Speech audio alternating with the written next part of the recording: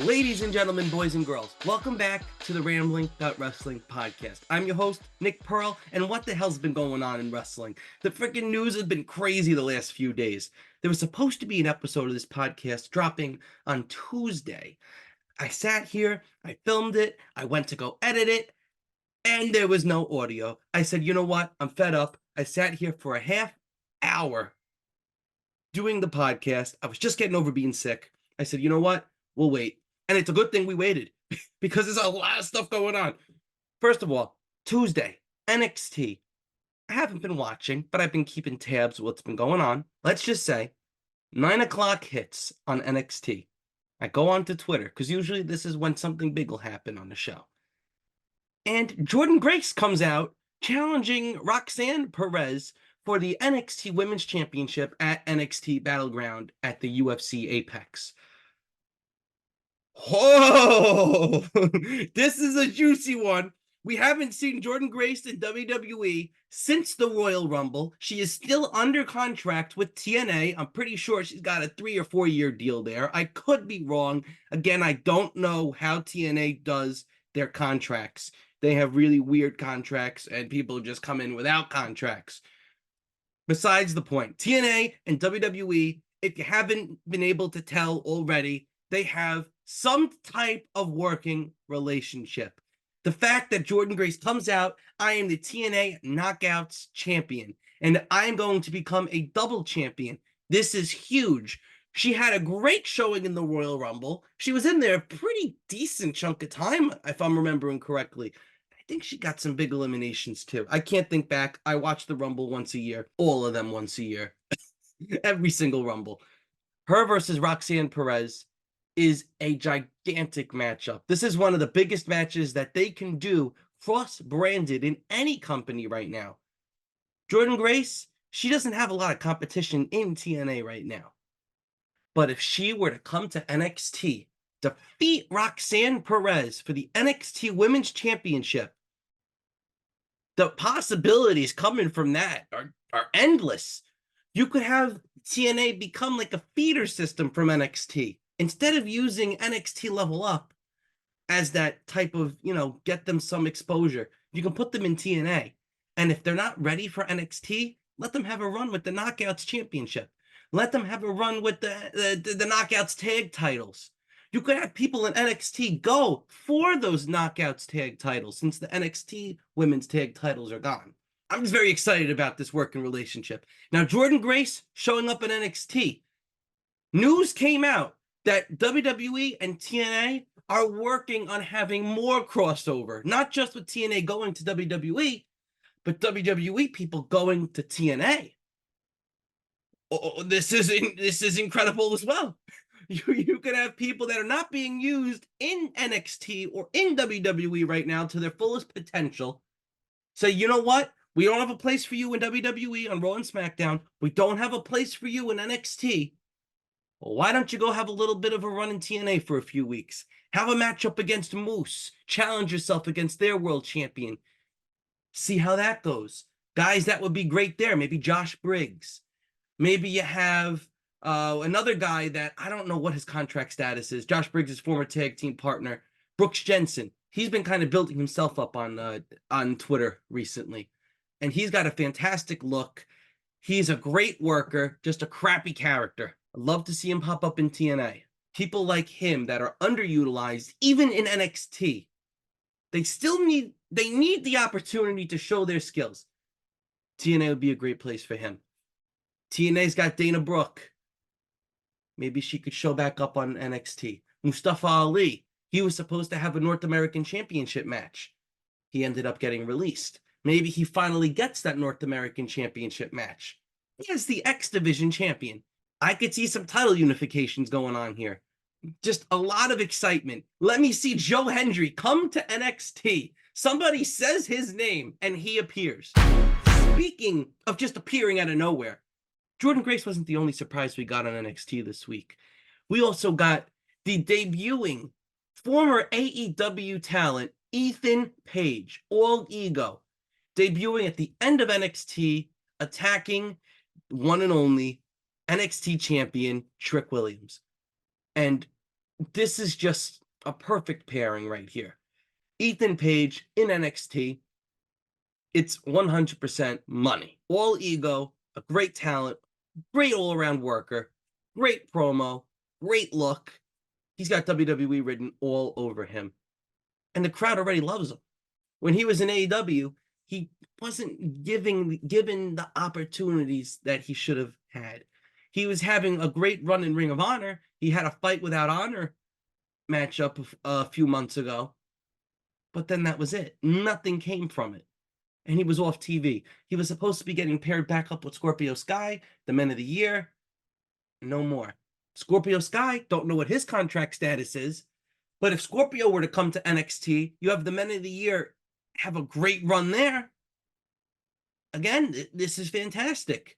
People's contracts are expiring, and the only way for them to get better is by them going to a company where they can really be utilized. Ethan Page going for the NXT championship right off the bat is huge. Does he have a long run in NXT? I don't know. Is he even signed to NXT? I saw the dirt sheets. Pretty sure he is, but All Eagle himself claims that he's not signed anywhere. So does he just show up wherever he desires? I don't know. He should still sign with NXT if he has not already. Let him have a run there, especially if he gets Scorpio Sky. Men of the Year, WWE in general does not have the best tag team division right now. They have some solid teams. Where's the momentum? They don't have momentum. They have people like you got the New Catch Republic. They're great. Build them up. You gotta. DIY. They're great. Build them up. There's no story. Men of the Year, if you want to rebuild your tag team division, you put them in here, I guarantee you they will be must-see. Now, speaking of other contracts expiring, you have news that just dropped today. And today is Thursday, by the way. Thursday, May 30th, 1:14 p.m., the time that I'm recording this episode of the podcast. And the one and only Chad Gable, his contract is set to expire next week. This is something I did not see coming at all. He's been pushed to the moon on WWE television recently.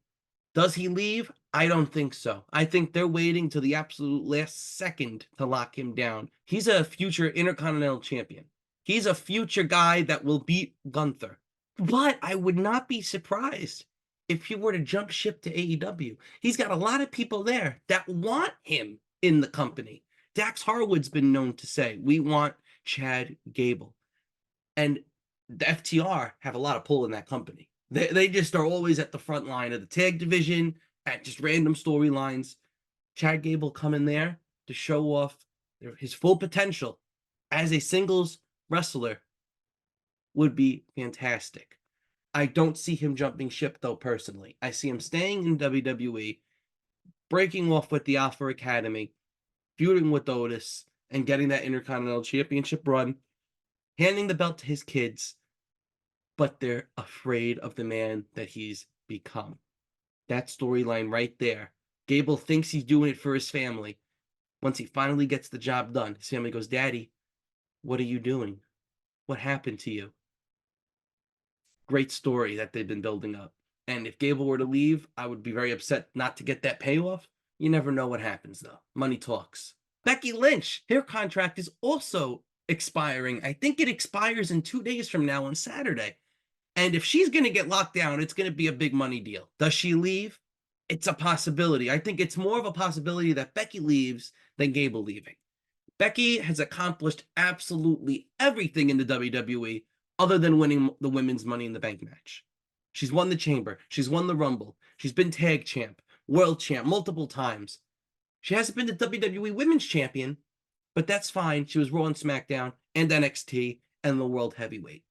So she doesn't need that belt. Rebecca Quinn in AEW versus the new TBS champion Mercedes Moné. Is that too tough of an opportunity to pass up? I would love to see it, even if it's just a short-term kind of thing. If Tony Khan could bring Becky Lynch in, Rebecca Quinn, maybe just for a month or two, short-term deal, run that match, get the ratings. Becky knows she doesn't need to wrestle anymore. She's got the money. She's got a family. Seth is off the road. Her kids are home. Becky wants to be home with her family. AEW gives her that opportunity. I do see her re-signing with WWE, but at this point in time, she's going to pull a Johnny Gargano, who let his contract expire. He bet on himself. He stayed home with his family, and then he ended up coming back. He had all the opportunities in the palm of his hands, just like Becky Lynch has right now. She could do whatever she wants. She wants a lighter schedule, she gets the lighter schedule in either company. I don't think we see Becky Lynch until at least November, December. Maybe even the Rumble she can return. I think that's how long she's taken off. But don't be surprised if with this WWE and TNA relationship that she actually makes an appearance in TNA. It's very possible. She actually has said in her book that she wrote that she's always wanted to work in TNA before she was locked down to WWE for her whole career. She did want to work in TNA.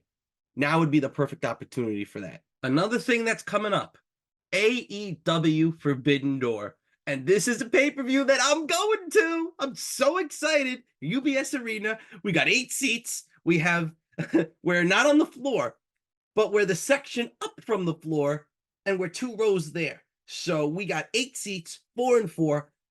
Oh, we are seeing Will Ospreay versus Swerve Strickland live. And this is just incredible. The thumbnail of this podcast episode is going to be the reaction that me and Eamon had to this matchup becoming a reality. And it is complete gold. This might be the greatest matchup we've seen live. And I've seen Bryan Danielson versus Kenny Omega. The fact that this matchup might be even more insane than that is just ridiculous to me. My brain can't process it. This pay-per-view may shape up to be one of the best pay-per-views of all time. So all of this news from the last week alone is just whack. And I'm glad I'm able to discuss it all with you guys here on the Rambling About Wrestling podcast. So this brings this discussion to an end. I have been your host, Nick Pearl. And if you have not already, please go to Nick Pearl Edits on YouTube and on Instagram and go and watch my short film, Uncle Howdy, Revel in the Legacy. It's sitting at about 3.5 thousand views on YouTube right now. It's got maybe 5,000 views on Twitter. Some other account posted it and gave me credit. So it's got a lot of exposure, ton of likes. My subscribers have doubled. So please, Nick Pearl Edits, go check out Uncle Howdy, Revel in the Legacy. It's about 3 minutes long. It's an excellent watch. And it would mean a lot to me if you guys could go watch it, give it a like, share it, and subscribe. To not just Nick Pearl Edits, also subscribe to the podcast. So I've been your host. Let's have a great week. I'll catch you all next week. Let's keep rambling, everybody.